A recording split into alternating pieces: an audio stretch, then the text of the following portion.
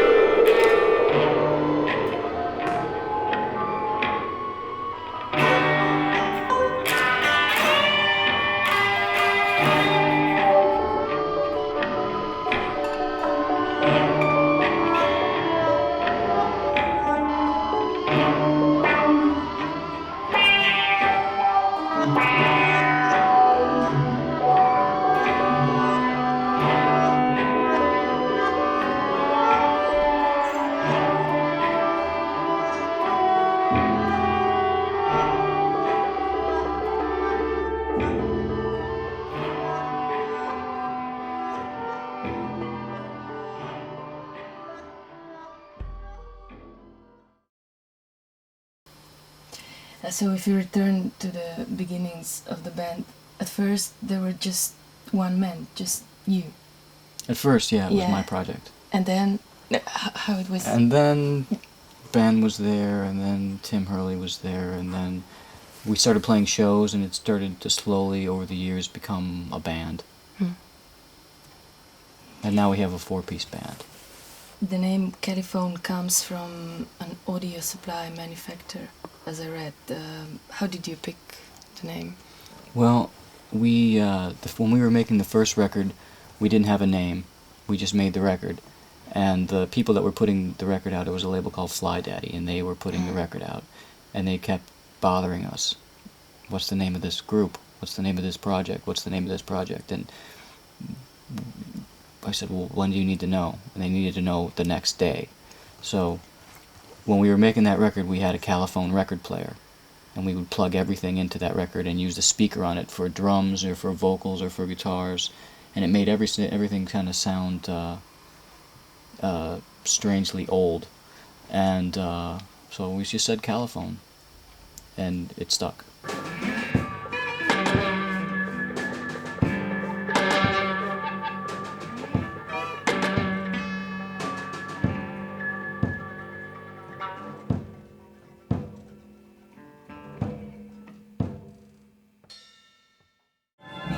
Our collaboration is we kind of collide, and that's how that works, you know. Yeah. It's not like we get along great as friends, but as far as artistically, just kind of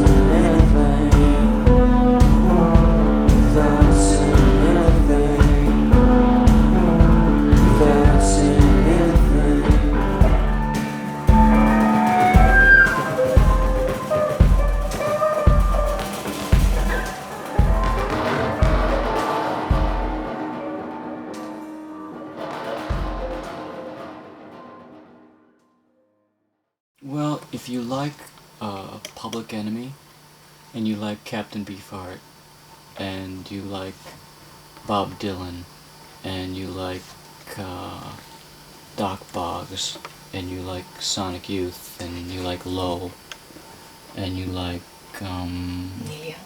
Neil Young, then you might like us. Might. Maybe. Might.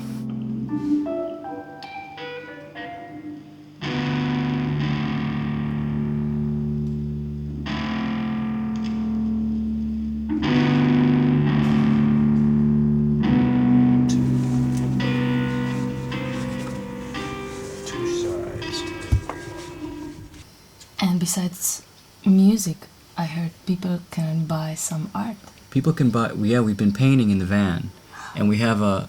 We played a show of all Rolling Stone songs and recorded it. So we've been putting these CDs of all Rolling Stone songs that we played in these covers that we're painting in the van. So you can get that'll be available. Okay, there's one side. This is what we do in the van just to keep a little busy and time goes by faster. You zero in on this one. See, this it's like interactive. It opens up and then got that action going on. Becker's Sharpie drawings that were genius, just in their starkness. Dirty Sharpie drawings. Mexican cowboy or Italian cowboy. Farmer in Rovereto picking a peach. The mountains of Rovereto. Ganesh, a sloth. With an exoskeleton. It's an insect sloth. No, that's hair. I mean, if someone goes, "Did you make this?" It's, you know, it's a like watercolor painting of a penis, or whatever, or shark attack, or "Did you make this?" It's gonna be interesting to see what comes back.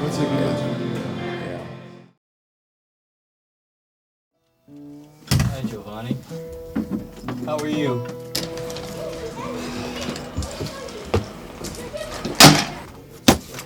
To play or? Yeah, to play.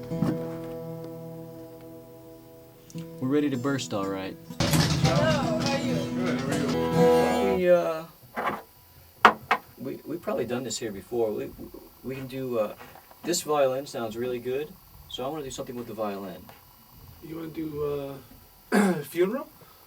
I don't think we did. Yeah, why don't we do that?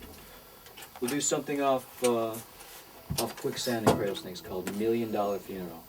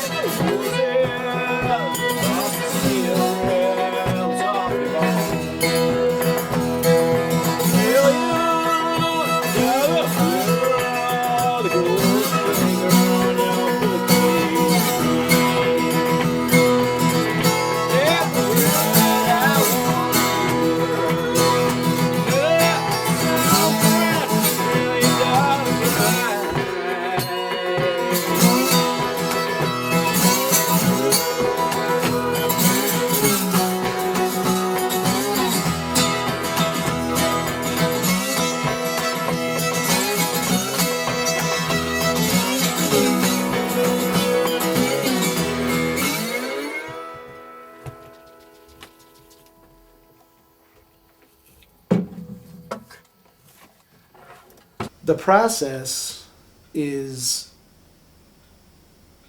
you got a bunch of shit laying around, you know, and then depending on how it's starting, it may just be, all right, you and Joe start something, just play something. So you'll grab something and, you know, and then once the drums are in and the guitar's playing its figure, it doesn't sound sonically, it should be wood instead of metal, you know, or something like that, so you pick up something else. It doesn't need to have any more rhythm in here. Joe's got it covered, you know, the acoustic guitar has it covered, so maybe it could just be some sonic tinkling, you know, set of bells, or even to this day, we love shit that's broken, you know. The broken kid's finger piano is the gem, you know, that kind of stuff.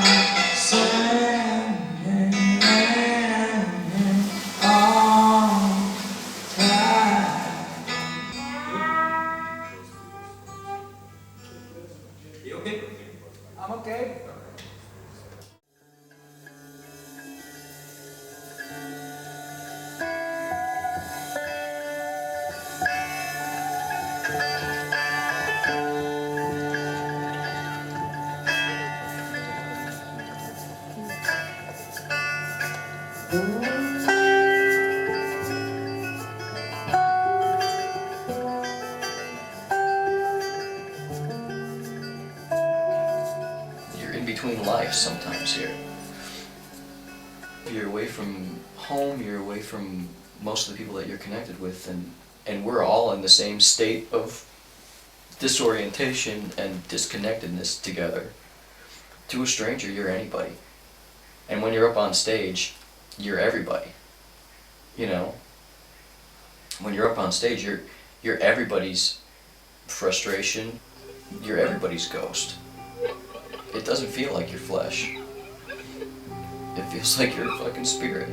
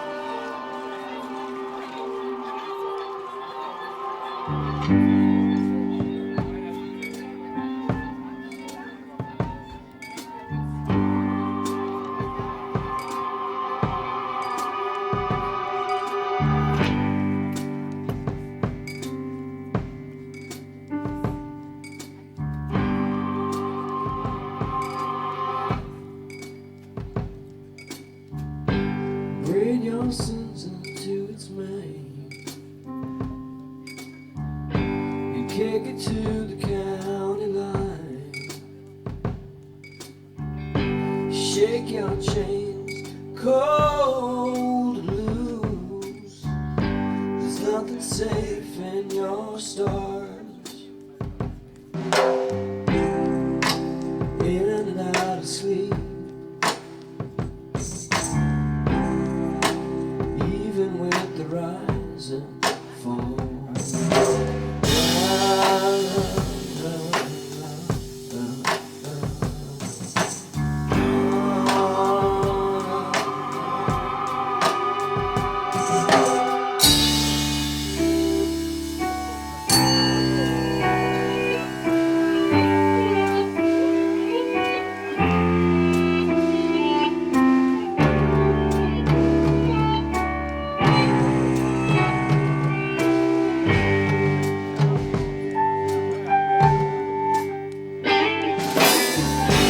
Pull the mattress out the window.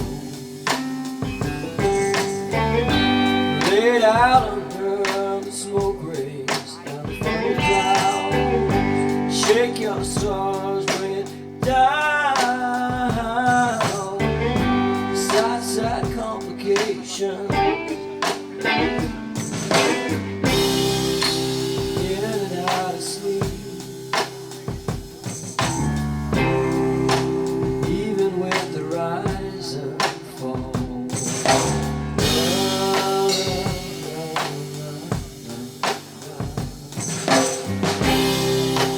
Buzzing like a worn out friend. We cut our hair and fake our death.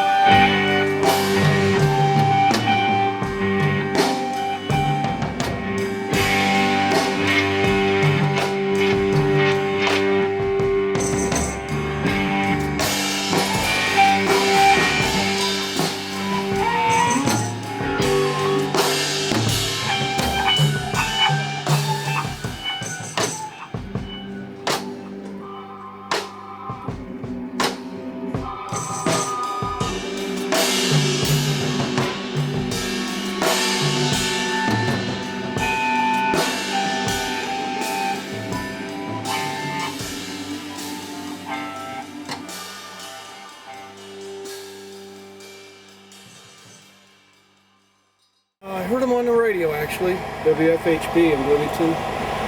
Sunday morning show. Just, I was washing dishes. It was like, what is this? I cranked it up. I'd never heard anything like it. Fell in love, went out, bought the CD, Room Sound. Immediately, I bought everything else I could get my hands on. I saw him at the Bluebird in Bloomington. There were probably maybe 12 or 15 people in the audience. It blew me away. It was wonderful. It's psychedelic as hell, but it's informed by all that blues, Americana, if you want to say that. You know, I don't know if I even want to say that. And what we saw tonight, it's so much more rhythm. I mean, the melody is there, but it's informed by the rhythm. Once again, to go back to beef harmony, you had Drumbo playing the drums. I mean, it carried the whole thing. And blues, it's all about the beat, you know. I mean, you've got the melody soaring above it, but that beat, that driving beat, you know. And two drummers or two percussionists tonight was fantastic.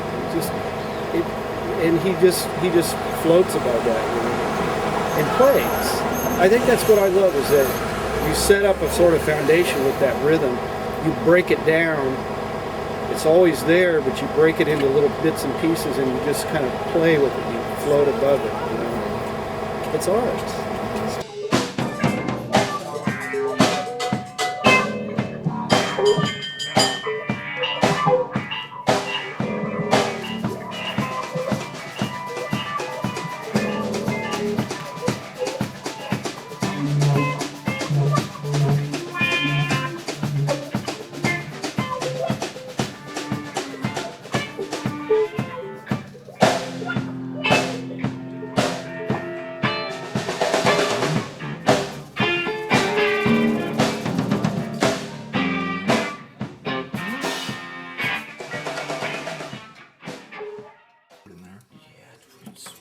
Really quality.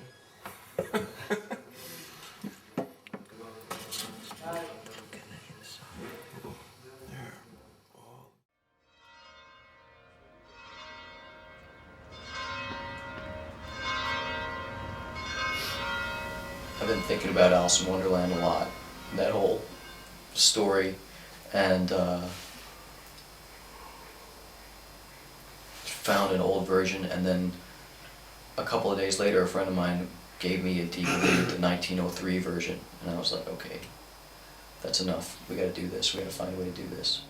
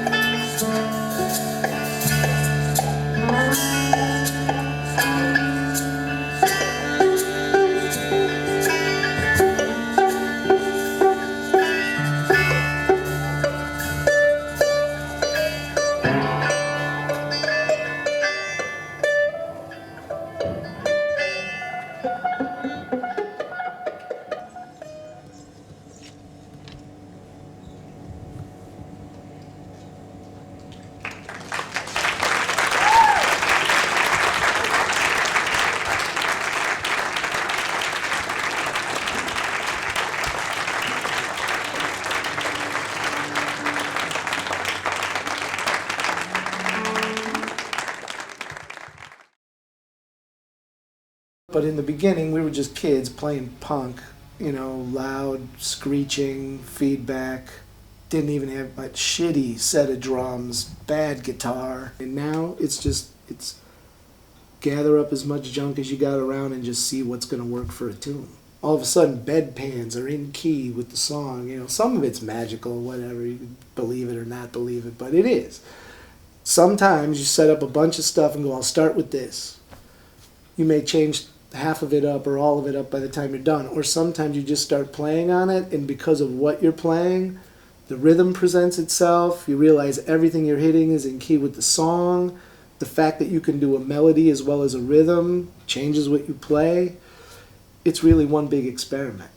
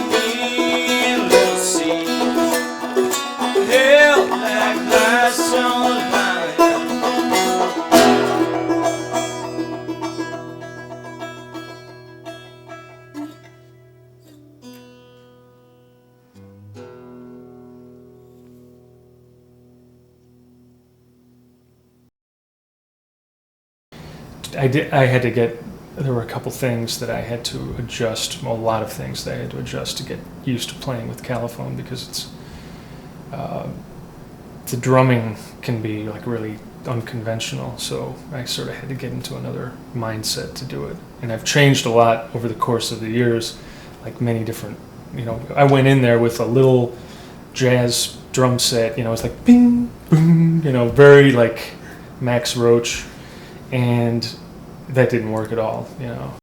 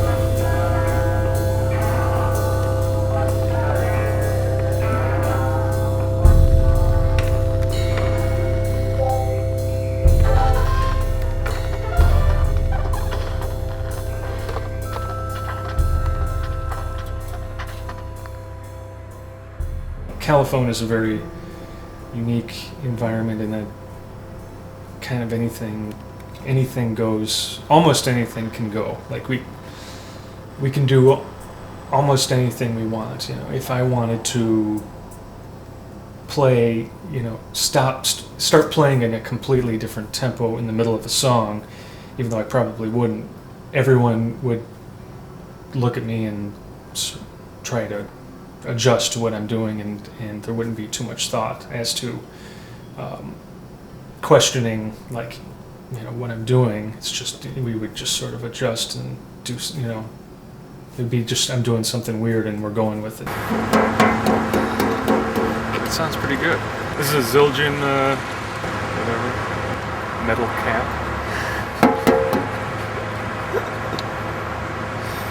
I suppose it's so rusty.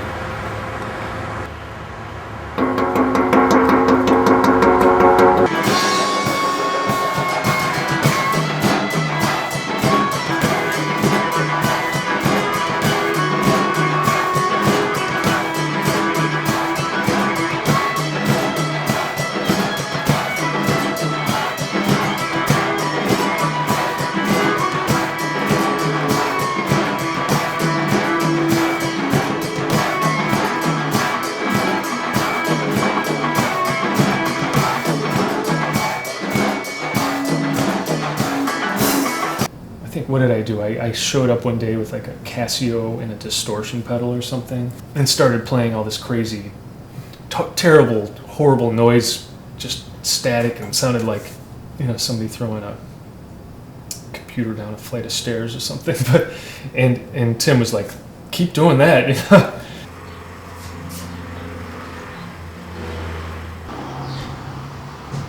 You wreck it. Pull it apart, you wreck it. Yeah. You know, you can take it for what it is, or you can leave it alone. Some people think the lyrics are complete and utter nonsense, and some people think it's poetry. So, whatever, they mean everything to me. But everything's kind of intangible. I write a little bit every day. And then when it's time to put songs together, I'll come up with music and melody. And then I'll go, oh wait, that. And I'll go back to the books and find something that usually will lead to more writing and finding more stuff that's already written down. And usually it just falls together that way. Like you pull the smells out of the events. Yeah. You know, you might pull the colors out of the events, but you leave the events as they are, and that's what you make the music or the words out of. You know, so it's definitely just like a record is informed by all this crap that we're living through now. Between recording and between actually living, this is not living. Yeah. You know. I mean, we're fucking ghosts out here. So, this is collection time. You go and you collect all these little snatches that pop into your head that you might be absorbing with your eyes, and you mark them down, and then when you go home, you know, you might, maybe when it's time to put something together, you sort through it and see.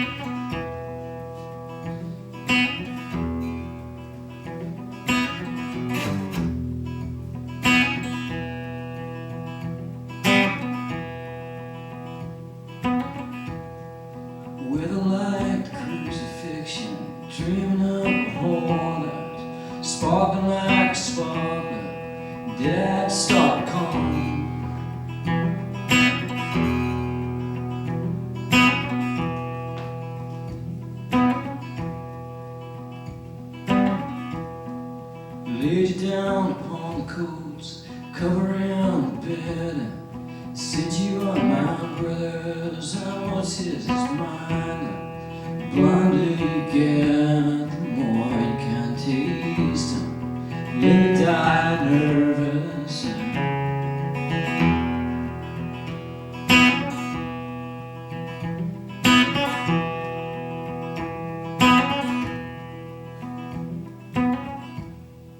Kids are eating candy skulls, your face is buried in the engine. The brakes were singing as you slide someone else's name.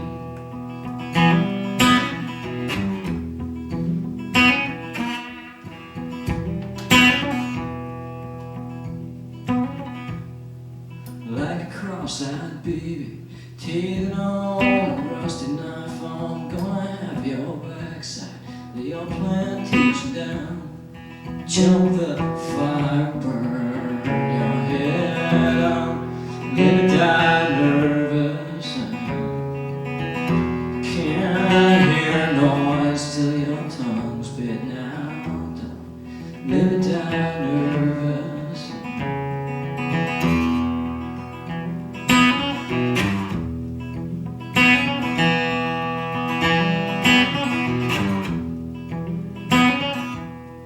Sweat off the number on the palm of your hand. Cool rain about to bust in between the bones and skin.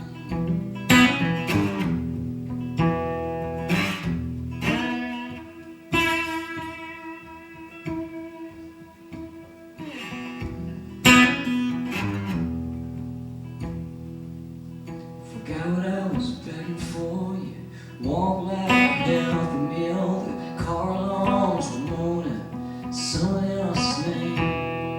Jump the fire, burn your head on. Live or die nervous. Can't hear noise till your tongue's spitting out. Live or die nervous.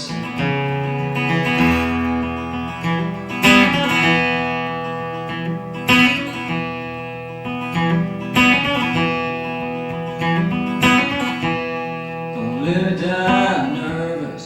Don't live or die nervous. Don't live or die nervous.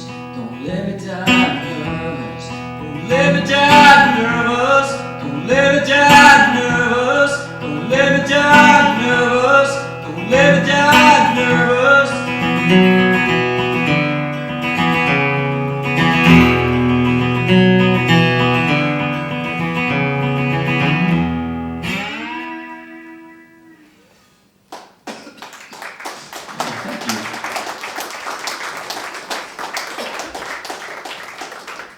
Came back from my honeymoon, and 5 minutes after I was in the door, the phone rang, and it was Tim saying that the copies of the first Red Red Meat record that we put on Imperishable were in.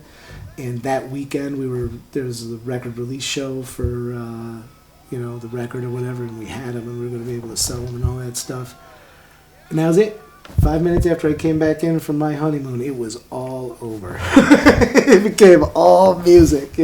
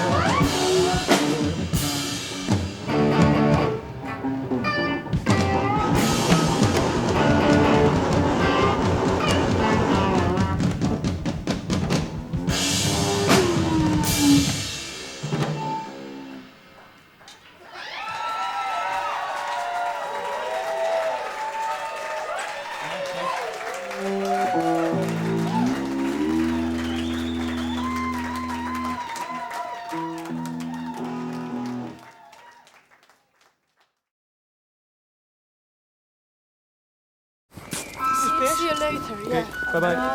Okay. I walk, I have 5 minutes. Bye. Okay. Take a walk.